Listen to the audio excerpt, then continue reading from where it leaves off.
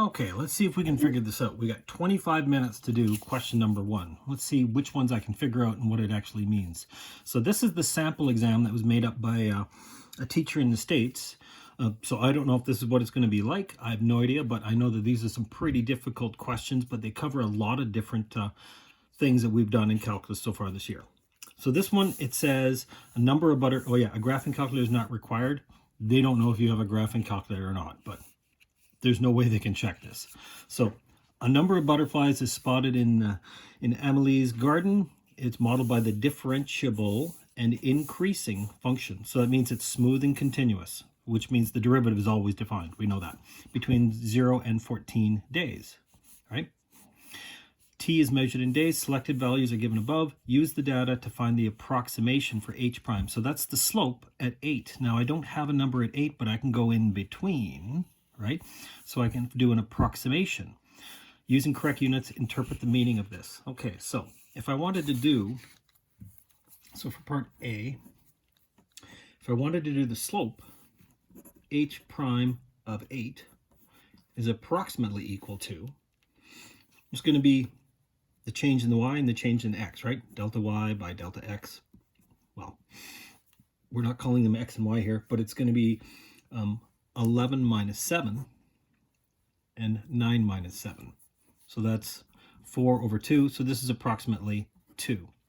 2 what? Well, it's H prime. So it's the number of butterflies.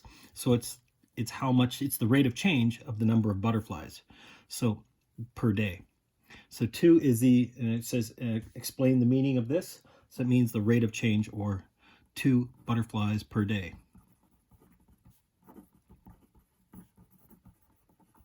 So it's how fast the number of butterflies is changing, rate of change. Whenever you're doing a derivative, I would write down rate of change just in case. Just that way they know that you know what you're talking about. Okay, B. Explain why there must be at least one time between 0 and 14 such that H prime is equal to 1.5. Oh, 1.5 is probably the average. So let's figure out the average H prime over 14 days. And that's from the beginning to the end, right? So it's going to be, it's going to be H of 14 minus H of 0 all over 14 minus 0, right? So it's the difference in the y's, the difference in the x's, which is 22 minus 1 all over 14 minus 0, which is 21 over 14, which is 1.5, yeah. So that's the average. Now, because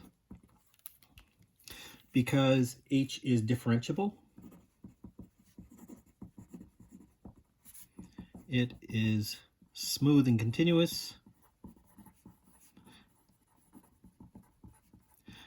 Because it's continuous, that means it's always defined. Therefore, by the mean value theorem, oh yeah, that was the average value theorem. By the mean value theorem, there exists a t value somewhere between 0 and 14 such that H prime of t is equal to the average, which is 1.5, right? That was the average. The mean value theorem applies. It says if it's smooth and continuous, there's got to be a place, at least one, where the derivative is equal to that average. Okay. C. What do we got for C? It says approximate the value from 0 to 14 using a left Riemann sum. Okay, so the integral from 0 to 14 h of t dt is approximately, I'm going to use on the subintervals from 0 to 5. Okay, so from 0 to 5, I should probably use this. 0 to positive 5, 5 to 9, and 9 to 14, right? Those are my 3 intervals. So, so this one is 5 wide. This is 4 wide. Now, let's do this right. 4. And this is 5 wide. I'm doing 3 different rectangles. And I'm using the left endpoints. So the left endpoint at 0, the h value is 1. the left endpoint. At 5, the h value is 4. And at 9, the h value is 11. So that's going to give me 5 plus 16 plus 55, 60, which is 76. So 76 is an approximation. Okay, so that's the number of butterflies. Butterflies. Okay, so it says, is this approximation greater or less? Well, as h is increasing, the left endpoint is actually going to be below the actual. Therefore, this is an under approximation.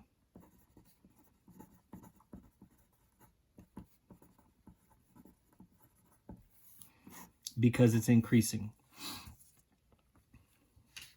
Okay, give reasons for your answer. Yes, because it's increasing. Gotcha. Okay, let's see. What does D say? D says the number of bees in the same 14 day is given by this. Okay, so let's do D. What does it say? G of t is equal to 7 times e to the 1/7 t minus 1 plus cos of 2t minus 16. Yikes. T is measured in days. Okay. It says at the same at time t equals 8, the number of bees is going to be increasing at a rate. Is it increasing or decreasing? Well, let's see. We're going to need to figure out g prime. So let's do that right now. G prime of t. 7 times the derivative of e to the something is e to the something. 1/7 t minus 1 times the derivative of 1/7 t minus 1, which is 1/7, right? Because this is actually 1/7, and then the 1/7 times 1 just disappears. Plus, the derivative of cos is negative sine 2t minus 16 times the derivative of the inside, which is 2. Okay, so it says that's going to be g prime. Now this will probably simplify, right? This is e to the 1/7 t minus 1 minus 2 sine 2t minus 16. Now it says, let's see, at time is the number increasing or decreasing? So in other words, what's g prime of 8? Let's actually plug it in. This is going to be e to the 1/7 times 1 minus 2 times sine of 16 minus 16 is 0. Sine of 0 is 0. So in other words, it's e to the 1/7, which is positive, which means g is increasing. G is increasing. Okay, but then they say, is it increasing at an increasing rate or increasing at a decreasing rate? Which means we're probably going to need to figure out g double prime. Okay, what's g double prime? So in other words, the derivative of this thing. Well, the derivative of, well, hang on, this was t minus 1, right? That thing. So the derivative of this thing is going to be e to the 1/7 t minus 1 times 1/7. And the derivative of sine is going to be cos. So this is going to be minus 2 times cos 2t minus 16 times 2 again. So I'm going to make that 4. So what's g double prime at 8? Let's see, plug in 8. So this is 1/7 e to the 8 minus 1, which is 7 e to the 1 minus 4 cos of 16 minus 16, which is 0. Cos of 0 is 1. So this is minus 4. So this is e divided by 7 minus 4. Now, remember, e is around 2.8 something, blah, blah, blah, blah, blah. So this is going to be a decimal, minus 4. This is negative. It's less than 0. So g is increasing, and its second derivative is negative, which means it's increasing at a decreasing rate. Increasing at a decreasing rate. Because its second derivative is negative. And then say, what can you conclude about the graph of g at 8? Well, the graph of g, if the second derivative is negative, that means g should be concave down.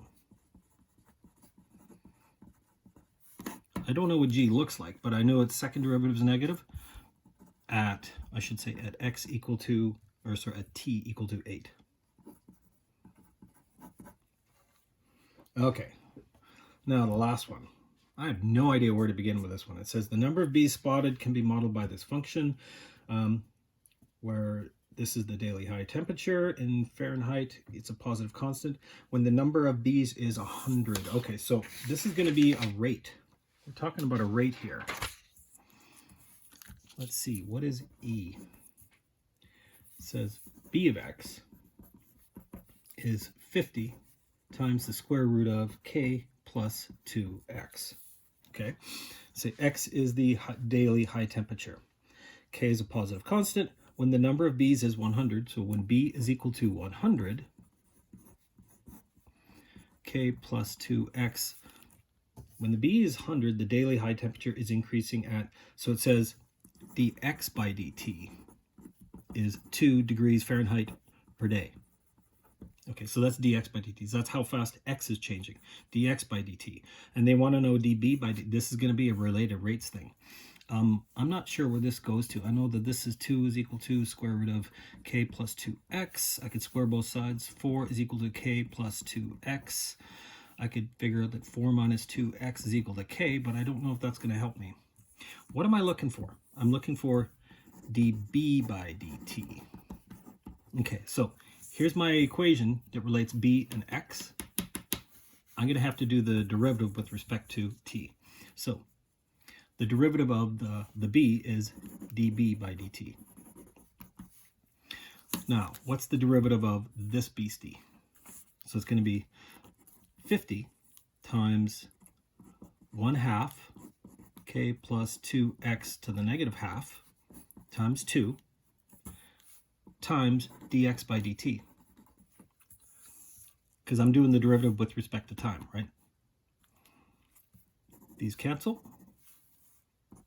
This is 50 over the square root of k plus 2x times now dx by dt, we figured that out. That's 2 degrees Fahrenheit per day. Here's my problem. I don't know what these are, but remember we said k was 4 minus 2x. Let's plug that in. K is 4 minus 2x plus 2x. Luckily those cancel. Times 2 degrees Fahrenheit per day. These cancel, so what do I get? I get 50 over the square root of 4 times 2. In other words, this is 2, this is 2. So this is going to be what? 50, and we're talking about dB by dt. So this is how fast. So this is bees per day. It's positive, which means the bees are increasing. Okay, so when the number of bees is, according to the model, how quickly is the number of bees changing with respect to time? Now, 50 bees per day, here's the important part. When is the time? Let's see, when this was, x is the daily temperature. Have I mentioned everything to do in this question? Let's just double check. Have I done everything? 50 bees per day. I think that's all of it. Okay, hopefully that's all I need to say. Now, I'm going to have to go back and check and see how I scored on this thing.